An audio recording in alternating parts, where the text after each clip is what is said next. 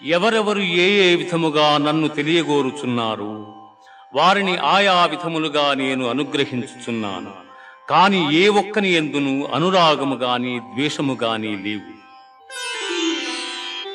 యస్య సర్వే సమారంభాః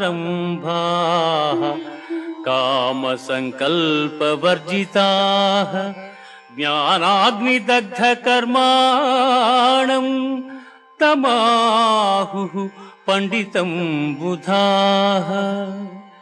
ఎవని కర్మాచరణములు కామ సంకల్పములు కావు, ఎవని కర్మలు జ్ఞానమను నిప్పుచే కాల్పబడినవు, అట్టివానిని పండితులని విద్వాంసులు పలుకుదురు.